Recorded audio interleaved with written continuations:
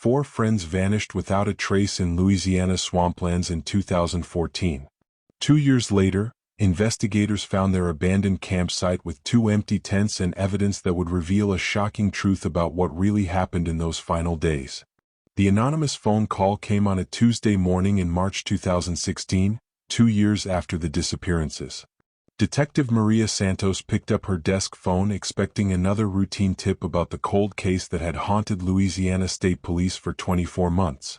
Instead, a trembling female voice whispered words that would crack the case wide open. "Stop looking for Brianna Walsh. She got what she deserved. Check the old Thibodeau property near Honey Island Swamp, but you won't find what you expect." The line went dead before Santos could respond, leaving her staring at the receiver with a chill running down her spine. What made this call different from the dozens of false leads they'd received was the caller's intimate knowledge of details never released to the public, details that suggested she knew exactly what happened to the 4 missing hikers. Within hours, Santos was leading a search team through the dense Louisiana wilderness, following GPS coordinates to a location that would finally provide answers to one of the state's most baffling missing persons cases. The discovery they made would prove that sometimes the truth is far more disturbing than any theory investigators could imagine. When the search team pushed through a wall of Spanish moss and cypress trees, they found it, a small clearing that had been hidden from aerial searches for 2 full years. 2 weathered camping tents sat like silent witnesses to whatever horror had unfolded in this remote corner of the bayou. The green tent was partially collapsed, its fabric faded and torn by countless storms, while the orange tent remained eerily intact, as if its occupants had simply vanished into thin air. Personal belongings were scattered around the campsite, cell phones with dead batteries, hiking boots caked in dried mud, and a journal with pages that would reveal the toxic dynamics that had been brewing within the group long before they ever set foot in these swamps. But what investigators found inside those tents would challenge everything they thought they knew about friendship, loyalty, and how far someone will go when pushed to their breaking point. The missing hikers were Brianna Walsh, 28, a real estate agent from Baton Rouge who had a reputation for getting what she wanted no matter who got hurt in the process. Her ex-boyfriend Tyler Morrison, 26, a construction worker who had recently started dating someone new after finally escaping Brianna's manipulative grip.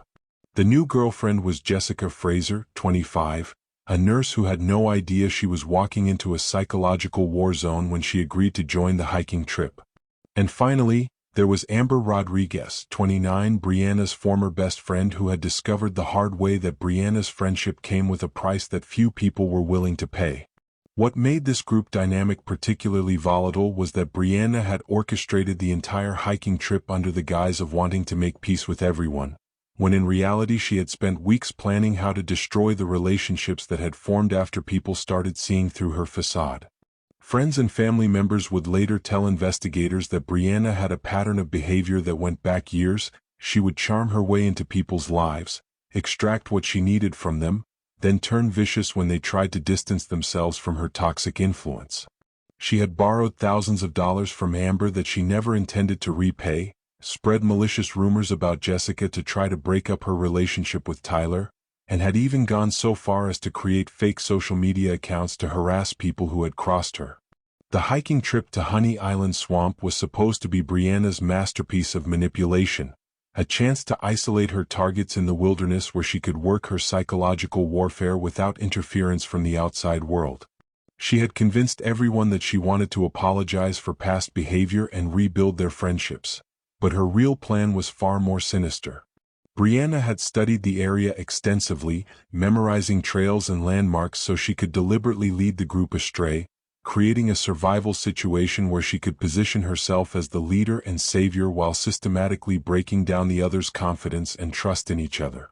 What she hadn't counted on was that her victims had finally started comparing notes about her behavior, and they were beginning to see through the elaborate web of lies she had constructed around herself. The journal found at the campsite would later reveal that the group had realized they were being manipulated within hours of starting their hike, and the confrontation that followed would set in motion a chain of events that would leave some dead and others forever changed.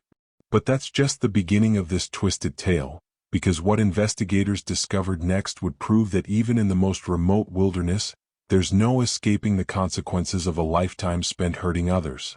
The evidence scattered around those 2 tents told a story of friendship betrayed, trust shattered, and revenge that went far beyond anything the missing hikers could have imagined when they first set foot on that trail in 2014. The anonymous phone call that cracked the case came from someone who had witnessed Brianna's final act of violence, and when Detective Santos traced the call, she discovered that one of the missing hikers was still alive.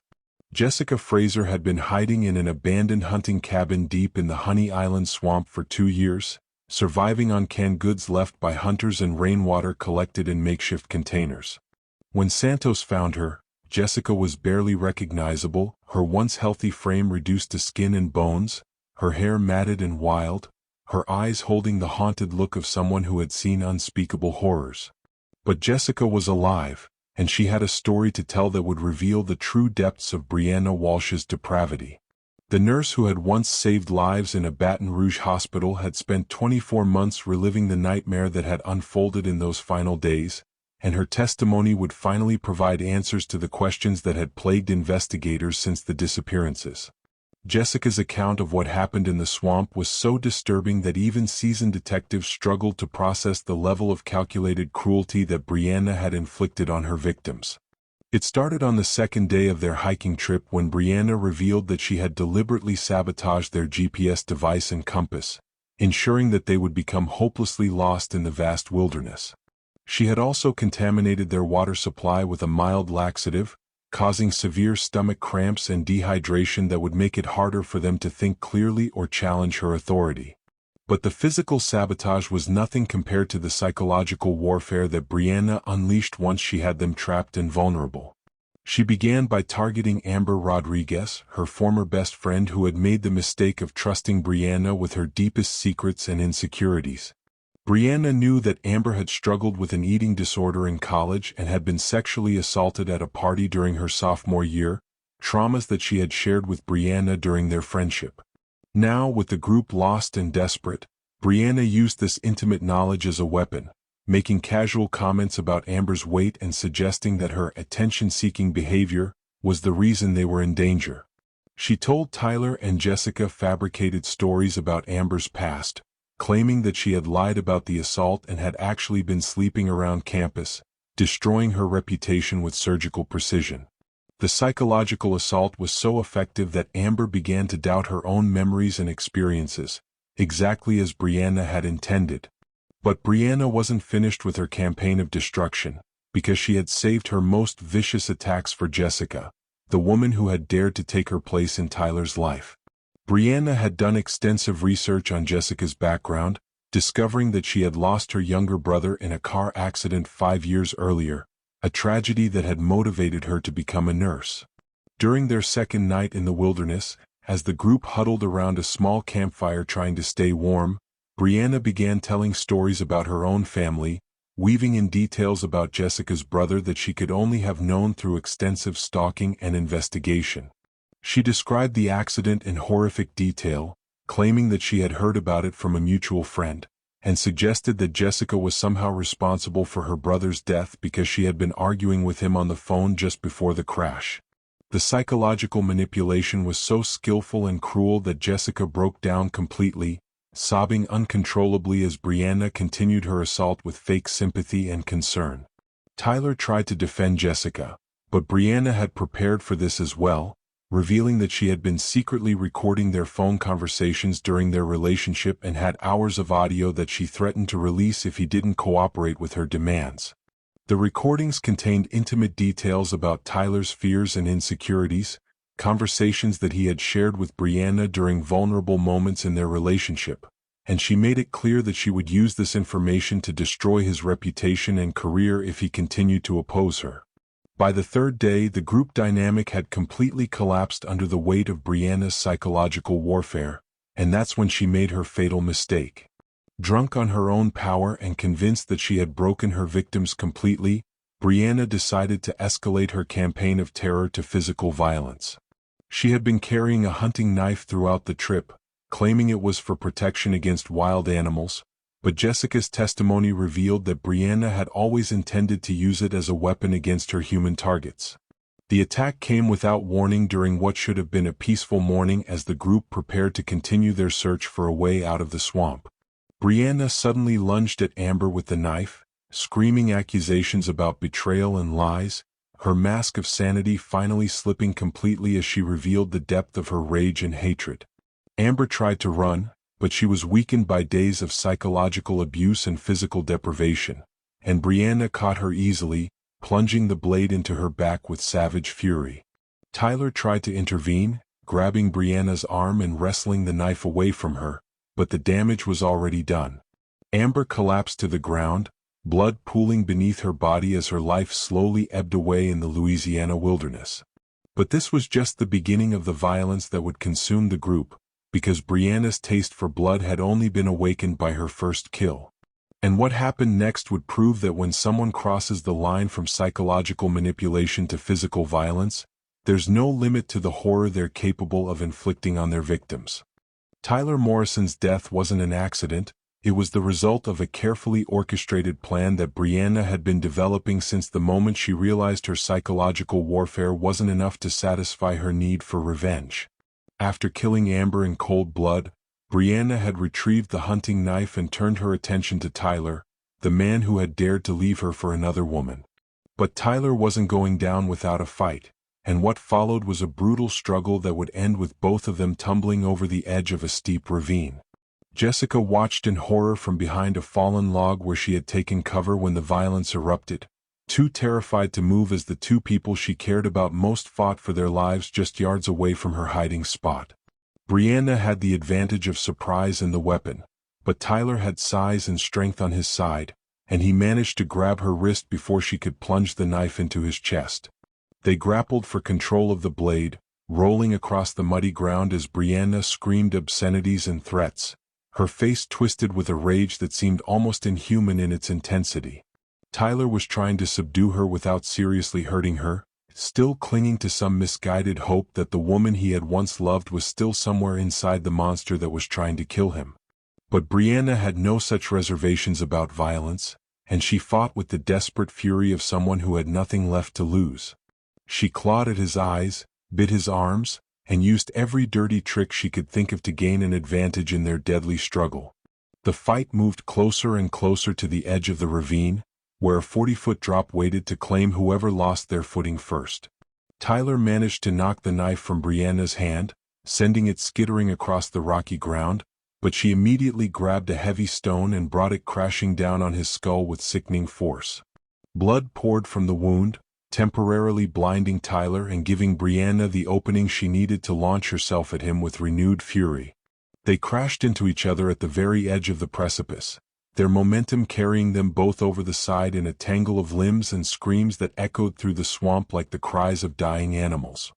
Jessica heard the impact of their bodies hitting the rocks below, a sound that would haunt her dreams for the rest of her life, followed by an eerie silence that seemed to stretch on forever. When she finally found the courage to crawl to the edge and look down, she saw Tyler's broken body sprawled across the jagged stones, his neck bent at an impossible angle that left no doubt about his fate. But Brianna was nowhere to be seen, and Jessica realized with growing terror that her tormentor might have survived the fall and could be climbing back up to finish what she had started. The next several hours were a blur of panic and desperation as Jessica waited for Brianna to reappear, jumping at every sound and shadow in the dense wilderness around her. She knew she had to get away from the campsite, but she was lost in unfamiliar territory with no supplies or navigation equipment, and the thought of wandering deeper into the swamp was almost as terrifying as the prospect of facing Brianna again. As night fell, Jessica made the decision that would save her life. She would stay hidden and wait for rescue rather than risk getting even more lost in the treacherous terrain. She gathered what supplies she could from the abandoned campsite, including the remaining food and water, and found shelter in a dense thicket of vegetation where she could remain concealed while still keeping watch for any sign of Brianna's return. But rescue never came, and as days turned into weeks, Jessica realized that no one was looking for them in this remote corner of the swamp. Brianna had chosen their hiking route specifically because it was far from any established trails or popular camping areas, ensuring that they would be completely isolated from the outside world.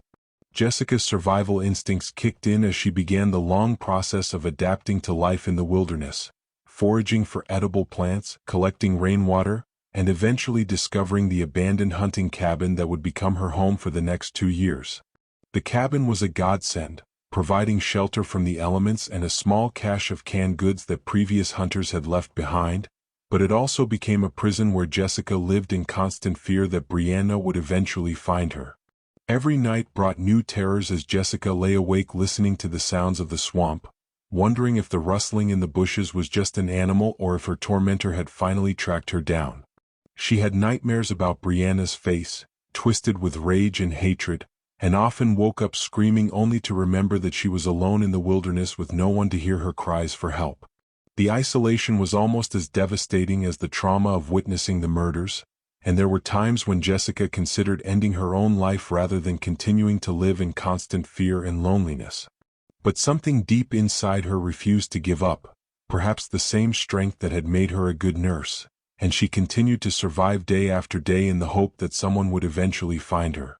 The psychological toll of her ordeal was immense, and by the time Detective Santos discovered her hiding place, Jessica had developed severe anxiety and depression that would require years of therapy to overcome. But she was alive, and she had a story to tell that would finally bring justice for Tyler and Amber, even if it came too late to save them from Brianna's murderous rage. And there's something else that Jessica witnessed in those final moments before Tyler and Brianna went over the edge, something so shocking that it would change everything investigators thought they knew about the case. What Jessica witnessed in those final moments before the deadly fall would shatter every assumption investigators had made about Brianna Walsh's motives for orchestrating this nightmare in the wilderness. As Tyler and Brianna grappled at the edge of the ravine, Brianna screamed something that made Jessica's blood run cold, words that revealed a secret so devastating it explained the true depth of her desperation and rage. "You killed our baby?" Brianna shrieked as she clawed at Tyler's face, her voice breaking with a pain that seemed to come from the very depths of her soul. "You made me get rid of our baby and now you're playing house with that worthless nurse." The revelation hit Jessica like a physical blow, because Tyler had never mentioned anything about Brianna being pregnant during their relationship, and the implications of what she was hearing made her stomach churn with a mixture of horror and understanding. Brianna hadn't just been fighting to win back an ex-boyfriend, she had been seeking revenge for what she saw as the murder of her unborn child, a loss that had apparently driven her completely over the edge into homicidal madness. Tyler's response was barely audible over the sounds of their struggle, but Jessica caught enough words to piece together the truth about what had happened between them. "You said you didn't want kids," he gasped as Brianna's fingernails raked across his cheek, drawing blood. "You said it would ruin your career, that you weren't ready for that kind of responsibility." But Brianna was beyond reason, consumed by a grief and rage that had been festering for months as she watched Tyler build a new life with Jessica, the life that she believed should have been hers if she had made different choices about the pregnancy. The abortion had been her decision, made during a particularly volatile period in their relationship when Tyler had been talking about taking a break to figure out what he really wanted.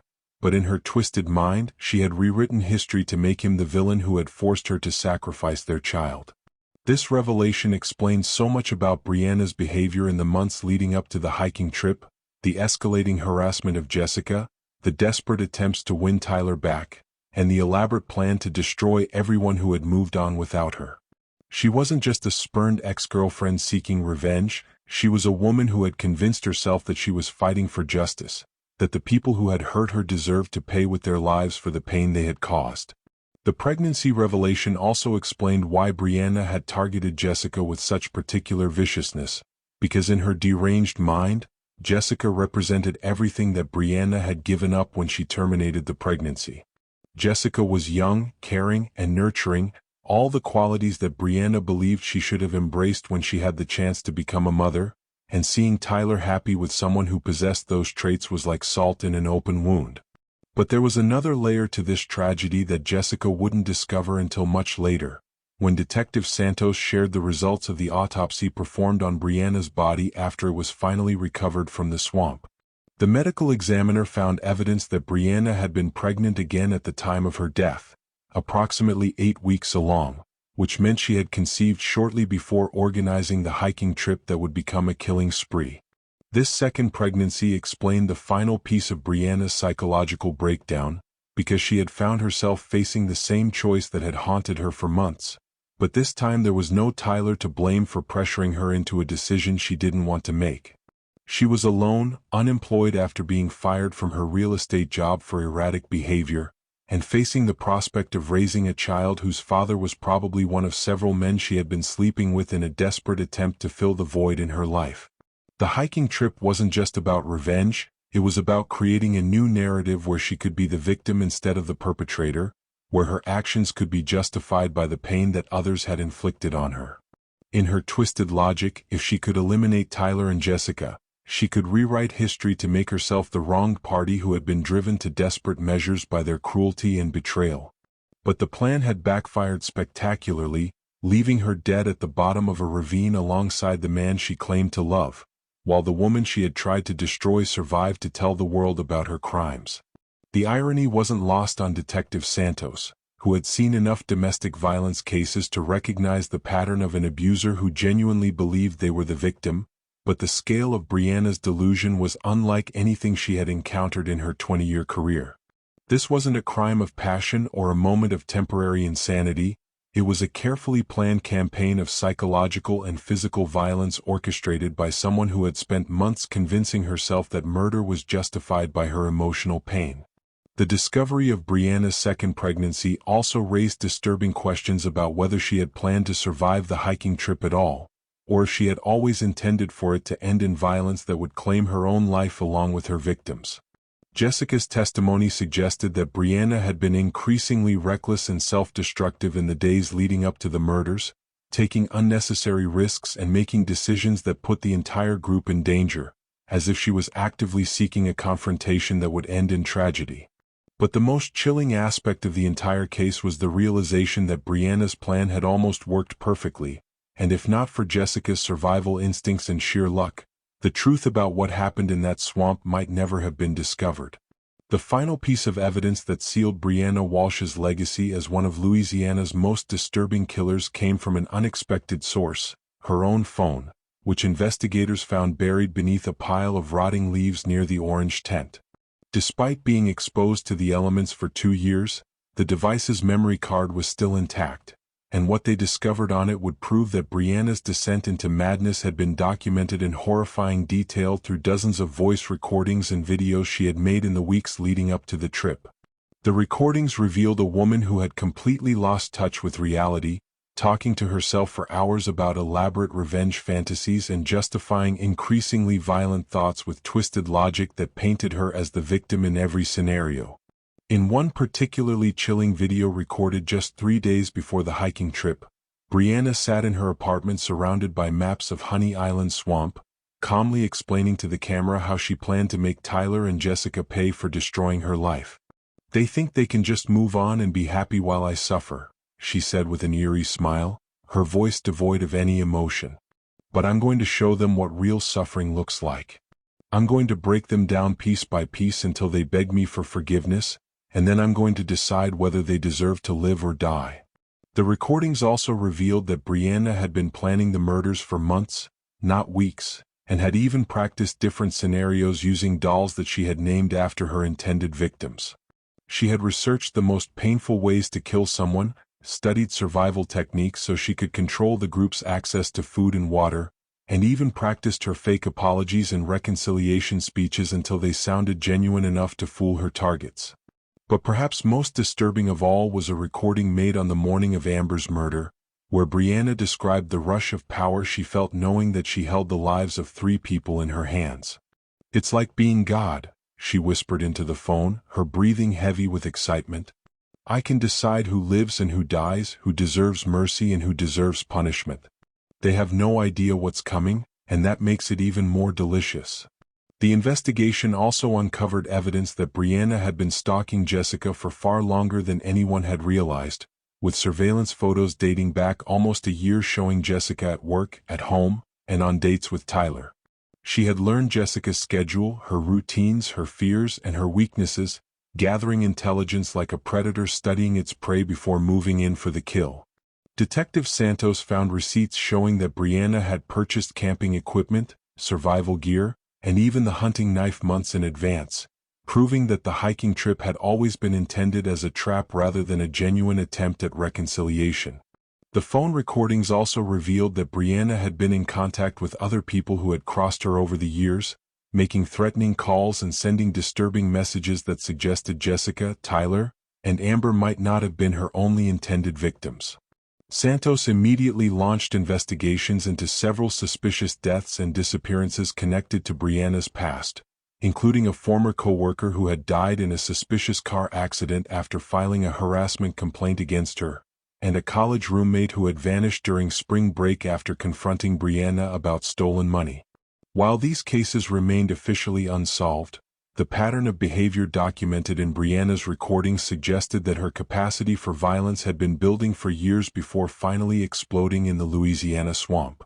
The psychological evaluation conducted posthumously by forensic psychiatrists concluded that Brianna had suffered from severe narcissistic personality disorder combined with psychopathic traits that made her incapable of genuine empathy or remorse.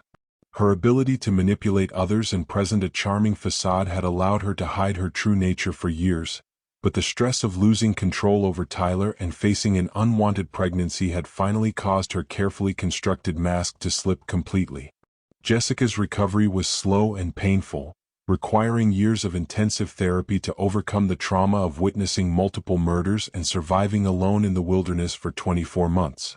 She eventually returned to nursing, finding purpose in helping other trauma survivors, but she never fully escaped the nightmares and anxiety that Brianna's actions had burned into her psyche.